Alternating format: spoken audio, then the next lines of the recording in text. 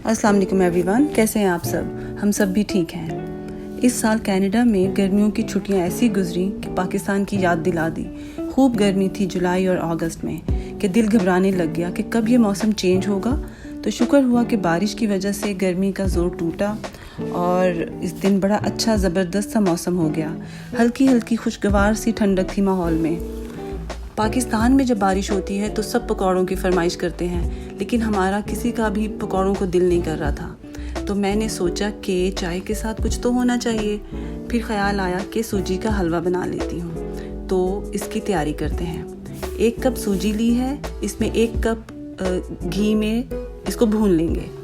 इसे हल्की आंच में 20 से 25 मिनट तक भूनना है ताकि सूजी का रंग थोड़ा सा पिंक ब्राउन हो जाए।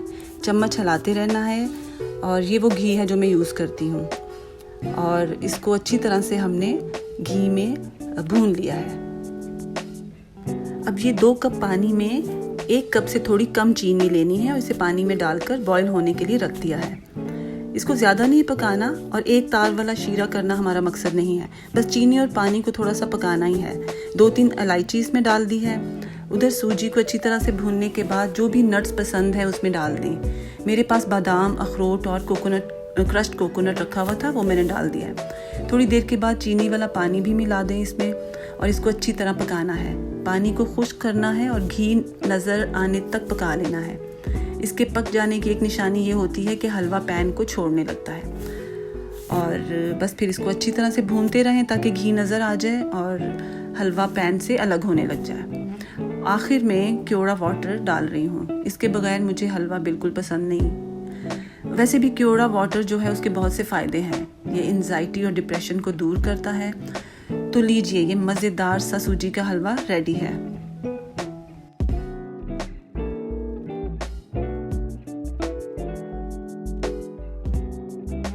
चलें, अब कुछ खाना भी तो बनाना है, हलवे से ही तो पेट नहीं भरना। तो ये ज़ुकीनी बना रही हूँ। प्याज को ऑयल में हल्का सा पिंक करना है, फिर टमाटर, हरी मिर्च और सब मसाले डालकर भून लेना है। जिंजर गार्लिक पेस्ट भी डालकर अच्छी तरह मसाला भूनना है। दूसरी तरफ ज़ुकीनी को छील कर धोना है, फिर काटना है। काट कर सब्ज़ी हरगिज़ नहीं धोनी चाहिए। फिर मसाला भुन जाए तो सब्ज़ी इसमें डाल दें और अच्छी तरह मिक्स कर लें। इसमें पानी बिल्कुल नहीं डालना क्योंकि ज़ुकीनी अपने ही पानी में गल जाएगी। पहले इसको ढक कर रखना है। 5-10 मिनट तेज़ आंच पर रखें ताकि सब्ज़ी का पानी निकल आए।